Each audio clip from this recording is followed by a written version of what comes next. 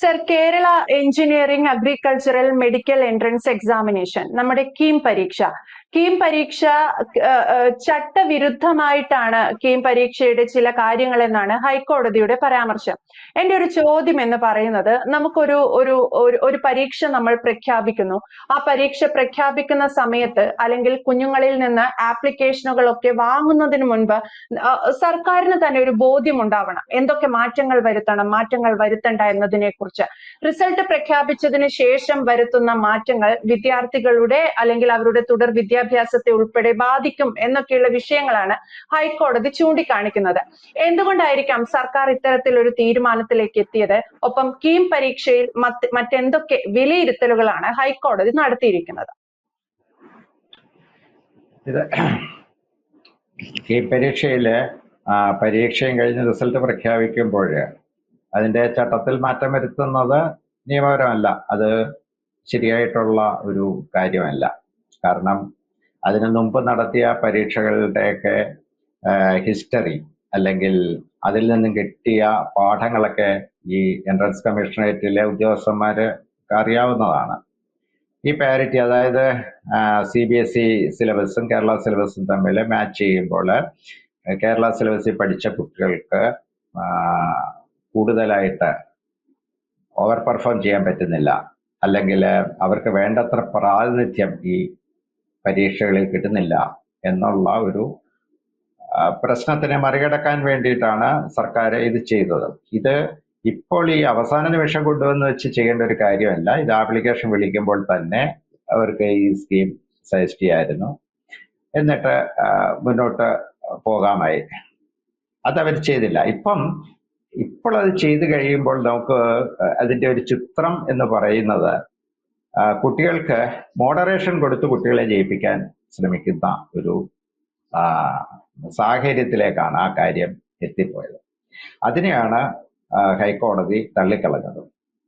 അതായത് ഇത് വേണ്ടത്ര പ്രാതിനിധ്യം കിട്ടുന്നില്ല എന്ന് കാണുമ്പോൾ നമുക്ക് വേണ്ട കുട്ടികളെ അതിൻ്റെയൊക്കെ തിരികെ കയറ്റാനായിട്ട് ഒരു സംവിധാനം കൊണ്ടുവന്നു. ആ സംവിധാനം കോടതി അംഗീകരിച്ചില്ല, അത്രയേ ഉള്ളൂ. ഈ കേരളത്തിലെ എൻട്രൻസ് എക്സാമിനേഷൻ എന്ന് പറയുന്ന 80കളുടെ തുടക്കത്തിൽ ആരംഭിച്ചതാണ്. മാർക്ക് തിരുത്ത് കേസിനെ തുടർന്നിട്ടാണ് എൻട്രൻസ് വേണം, അതായത് പൊതുപ്രവേശന പരീക്ഷ കൊണ്ടുവന്നിട്ട് അതിലുള്ള മികവ് നോക്കിയിട്ട് കുട്ടികളെ എടുക്കാം എന്നുള്ള ഒരു തീരുമാനം ഗവൺമെന്റ് കൊണ്ടുവന്നത്. ആ തീരുമാനം അനുസരിച്ച് 82-ലാണെന്ന് തോന്നുന്നു ആദ്യത്തെ പൊതു എൻട്രൻസ് നടക്കുന്നത്.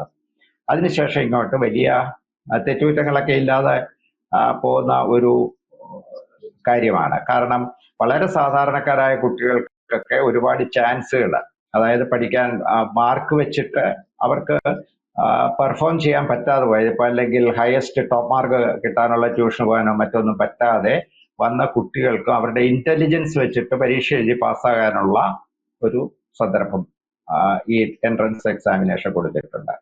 പിന്നീട് അതിനെ ഹൈജാക്കിയത് മുഴുവൻ ഈ എൻട്രൻസ് കോച്ചിങ് നടത്തുന്ന സ്ഥാപനങ്ങളാണ്. ഗ്രാജുവലായിട്ട് ആദ്യകാലത്ത് അത് ട്യൂട്ടോറിയൽ കോളേജുകൾക്കായിരുന്നു അതിന്റെ ഒരു പ്രാധാന്യം. പക്ഷെ അവർ വളരെ ഡിവൈഡഡ് ആയിരുന്നു. ഈ കേരളം മൊത്തം ഉള്ള ട്യൂട്ടോറിയൽ കോളേജ് ഒരുതരം എൻട്രൻസ് ഓറിയന്റഡ് കോച്ചിങ്, അതായത് ഒരു ഇന്റലിജന്റ് എക്സാമിനേഷൻ അല്ലെങ്കിൽ ഇന്റലിജൻസ് ഉപയോഗിച്ച് പരീക്ഷ എഴുതുന്ന ഒരു സംവിധാനം പരിശീലിപ്പിക്കാനായിട്ട് ഈ ട്യൂട്ടർ കോളേജിലെ അധ്യാപകരൊക്കെ ശ്രമിച്ചിട്ടുണ്ട്. അത് കഴിഞ്ഞിട്ട് ട്യൂട്ടർ കോളേജുകളൊക്കെ നിന്നുപോയി. പിന്നീടാണ് ഈ എൻട്രൻസ് ഭീകരന്മാർ കേരളത്തില് പ്രവേശിക്കുന്നത്. അവര് ഇപ്പോഴാണെങ്കിൽ എൻട്രൻസിന് നമുക്ക് ജോയിൻ ചെയ്യണമെങ്കിൽ പോലും എൻട്രൻസ് എഴുതേണ്ട ഒരവസ്ഥയാണ് ഇന്നത്തെ അവസ്ഥ കാണുന്നത്. കാരണം അറ്റ്മോസ്റ്റ് പെർഫോമൻസ് കൊടുക്കുക. അപ്പൊ അങ്ങനെ വരുമ്പോൾ പിന്നെയും നമ്മുടെ കേരള സിലബസിൽ പഠിച്ച കുട്ടികള് പിന്തള്ളപ്പെടുന്നുണ്ട്. കാരണം ഈ പറയുന്ന ഫീസോ അല്ലെങ്കിൽ ഈ പറയുന്ന ലെവലിലുള്ള വിദ്യാർത്ഥികൾക്ക്, എൻട്രൻസുകാർ പറയുന്ന ലെവലിലുള്ള വിദ്യാർത്ഥികൾക്ക് ആ പെർഫോമൻസ് നടത്താൻ പറ്റാതെ, അതായത് എൻട്രൻസ് സ്ഥാപനങ്ങളിൽ കയറിപ്പറ്റാനുള്ള എൻട്രൻസ് പോലും കടന്നു പോകാൻ പറ്റാത്ത ഒരുപാട് കുട്ടികളുണ്ട്. അവരൊക്കെ മോശക്കാരാണെന്നൊന്നുമല്ല, അവര് വളരെ നല്ല വിദ്യാർത്ഥികളാണ്. അവരെ കൊണ്ടുവന്നു കഴിഞ്ഞാൽ അവർക്കാണ് ശരിക്കും പറഞ്ഞു കഴിഞ്ഞാൽ അവരാണ് എലിജിബിൾ ഹാൻഡ്സ്. കഴിഞ്ഞ ദിവസം നാഷണൽ ടെസ്റ്റിന്റെ അകത്ത് പാസ്സായത് മലയാളം മീഡിയത്തിൽ പഠിച്ച ഒരു കുട്ടിയാണെന്ന് വളരെ എന്താണ് പരിമിത സാഹചര്യങ്ങളിൽ നിന്നും പഠിച്ച മലയാളം മീഡിയത്തിൽ പഠിച്ച ഒരു കുട്ടിക്കാണ് ഫസ്റ്റ് റാങ്ക് കിട്ടിയത്. അത്തരത്തിലുള്ള ആളുകളാണ് ശരിക്കും പറഞ്ഞു കഴിഞ്ഞാൽ നമ്മുടെ സാങ്കേതിക രംഗത്തും മെഡിക്കൽ രംഗത്തും ഒക്കെ വേണ്ട കുട്ടികൾ. അവരെ ഇപ്പൊ നമുക്ക് കണ്ടെടുക്കുക എന്ന് പറയുന്നത് വലിയ പ്രയാസമാണ്. അത്രയ്ക്ക് എന്താണ് ഈ കാട് പിടിച്ചു കിടക്കുകയാണ് ഈ എൻട്രൻസ് സാമ്രാജ്യങ്ങൾ. അവരാണ് അവരുടെ ഒരു വലിയ ദുസ്വാധീനം ഈ എൻട്രൻസ് പരീക്ഷകളെ പലപ്പോഴും ബാധിക്കാറുണ്ട്.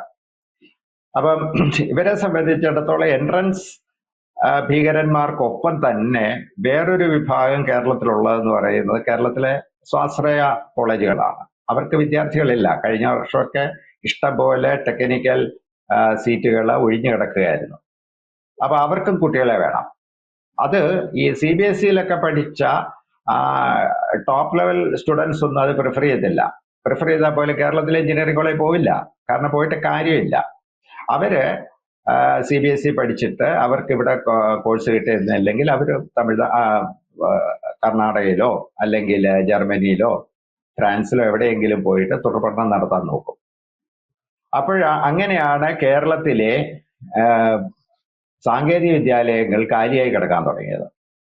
ഇതിനൊരു പരിഹാരം വരണമെന്നുണ്ടെങ്കിൽ ഈ എൻട്രൻസിന്റെ അകത്ത് അതിന്റെ ആംബിറ്റിന്റെ അകത്ത് വരുന്ന വിദ്യാർത്ഥികളുടെ എണ്ണം വർദ്ധിപ്പിക്കണം. അത് വർദ്ധിപ്പിക്കാനായിട്ട് ഉള്ള ഒരു മാർഗമാണ് മോഡറേഷൻ കൊടുക്കുക. അതായത് പരീക്ഷ പാസ്സാകാത്തവർക്ക് മോഡറേഷൻ കൊടുത്ത് പാസ്സാക്കിക്കാം.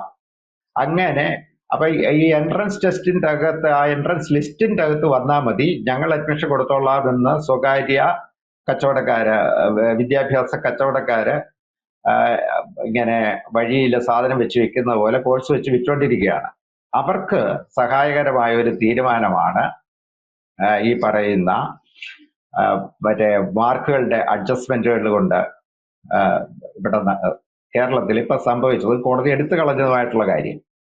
അത് പക്ഷെ ഇതിന്റെയൊക്കെ അടിസ്ഥാന ഘടകം എന്ന് പറയുന്ന കാര്യം ഇതൊന്നുമല്ല. നമ്മളുടെ പൊതുവിദ്യാലയങ്ങൾ, എയ്ഡഡ് പൊതുവിദ്യാലയങ്ങൾ, ഗവൺമെന്റ് പൊതുവിദ്യാലയങ്ങളുടെ ക്വാളിറ്റി ഓഫ് ടീച്ചിങ്, എഡ്യൂക്കേഷൻ എന്ന് പറയുന്നത് വളരെ ലോയാണ്.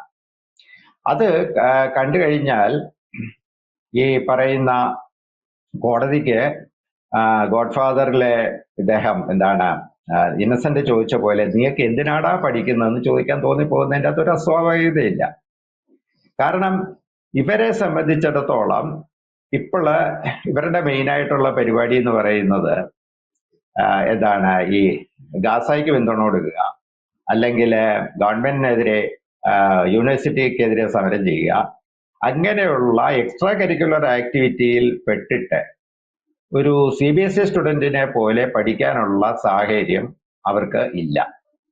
കാരണം ഹൈലി പൊളിറ്റിസൈസ്ഡ് ആയിട്ടുള്ള ക്യാമ്പസുകൾ, അതിന്റെ ഒപ്പം തന്നെ കുരുമക്കുരു പോലെ ഈ മയക്കുമരുന്നിന്റെ പ്രശ്നം, ഇവയൊക്കെ ഉള്ളത് കൊണ്ട് ശരിക്കും പറഞ്ഞു കഴിഞ്ഞാൽ ഒരു സബ്റ്റിലായിട്ടുള്ള വളറ്റൈലായിട്ടുള്ള ഒരു സിറ്റുവേഷനാണ് കേരളത്തിലെ എയ്ഡഡ് അൺഎയ്ഡഡ് വിദ്യാലയങ്ങളിൽ സംഭവിച്ചിരിക്കുന്നത്.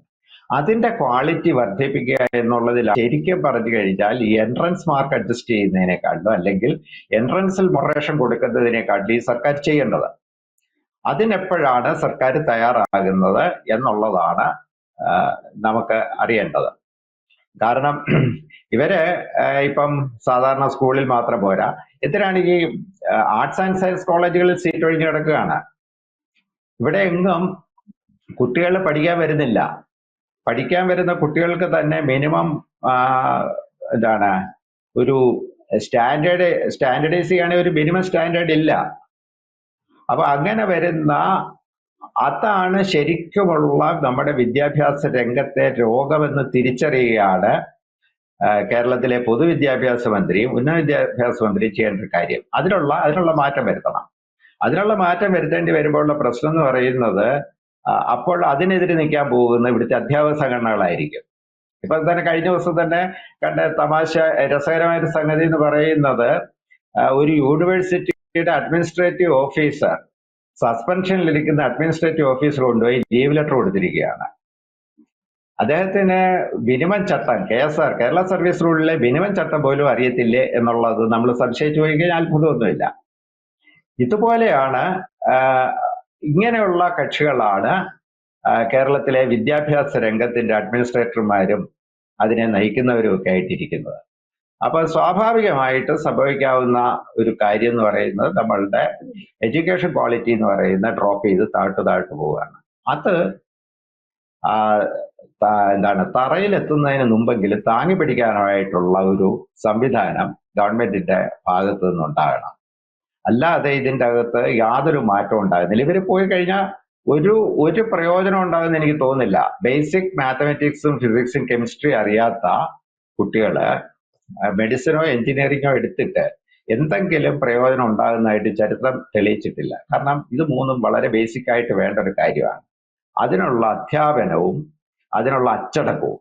ഇപ്പം സ്കൂളുകളിൽ അച്ചടക്കം വേണമെന്ന് പറഞ്ഞു കഴിഞ്ഞാൽ ഈ അധ്യാപക സംഘടനകൾ വിദ്യാർത്ഥികളെ ഇളക്കി വിട്ടിട്ട് അവിടുത്തെ ഹെഡ് മാസ്റ്ററുടെയോ പ്രിൻസിപ്പാളിന്റെയോ ഒക്കെ ഇൻസ്റ്റലേഷൻ സ്ഥാപിക്കാനാണ് വിടുന്നത്.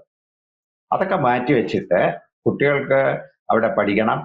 ഗാസയെക്കാട്ടിലും പ്രധാനം, അല്ലെങ്കിൽ യൂണിവേഴ്സിറ്റിയുടെ കാവ്യവൽക്കരണത്തിനേക്കാളിലും പ്രധാനം ഇതുപോലെയുള്ള വിദ്യാഭ്യാസത്തിൽ നിന്നും കിട്ടേണ്ട അറിവുകളാണ് എന്നുള്ള ഒരു നയത്തിലേക്ക് ഗവൺമെന്റും വിദ്യാർത്ഥികളും രക്ഷകർത്താക്കളും എത്തിച്ചേരുകയാണ് ആദ്യം വേണ്ടത്. ഈ പറയുന്ന ഇപ്പം സിംഗിൾ ബെഞ്ചിന്റെ വിധിക്കെതിരെ ഡിവിഷൻ ബെഞ്ചിൽ പോയിട്ടുണ്ട്. അതിന്റെ വിധി എന്താണ് വരുന്നത് എന്ന് നമുക്കറിഞ്ഞുകൂടാ. അവിടെ വക്കീൽ വാദിക്കാൻ പോകുന്നത് നമുക്ക് അന്താരാഷ്ട്ര പ്രശ്നങ്ങളിൽ ഇടപെടാൻ വിദ്യാർത്ഥികളുടെ സംഘടിത ശക്തി വേണ്ടെന്നോ മറ്റോ ആണെങ്കിൽ ചിലപ്പോൾ ജഡ്ജി പറയാം അത് കൊള്ളാമല്ലോ എന്ന് പറഞ്ഞാൽ ഇത് പുനഃസ്ഥാപിച്ച് കിട്ടാനിടയുണ്ട്. ഇല്ലെങ്കിൽ കിട്ടാനുള്ള സാധ്യത വളരെ വിരളമാണ്. എന്തായാലും കീം പരീക്ഷ റിസൾട്ട് റദ്ദാക്കിക്കൊണ്ടുള്ള ഹൈക്കോടതിയുടെ വിധി സർക്കാർ നടത്തിയ ചില ചട്ടങ്ങൾ നിയമങ്ങൾക്ക് അനുസൃതമല്ല എന്ന് ചൂണ്ടിക്കാണിച്ചുകൊണ്ടാണ്. പക്ഷെ ഈ ഒരു വിഷയത്തിൽ അശോക് സാർ സൂചിപ്പിച്ചതുപോലെ നമ്മുടെ കേരളത്തിന്റെ ഒരു എഡ്യൂക്കേഷൻ ക്വാളിറ്റി ഡ്രോപ്പ് ചെയ്ത് താഴേക്ക് മുട്ടി നിൽക്കുകയാണ്. ഇനിയും ഇതിൽ വേണ്ട നിലയിൽ ഒരു തീരുമാനം സർക്കാർ എടുത്തില്ലെങ്കിൽ ഏത് തരത്തിൽ കേരളത്തിന്റെ വിദ്യാഭ്യാസ മേഖലയെ ഇത്തരം വിഷയങ്ങൾ കൊണ്ടുചെന്നെത്തിക്കും എന്നതൊക്കെ പുനഃപരിശോധിക്കേണ്ടതാണ്. വ്യക്തമാണ്. Thank you sir.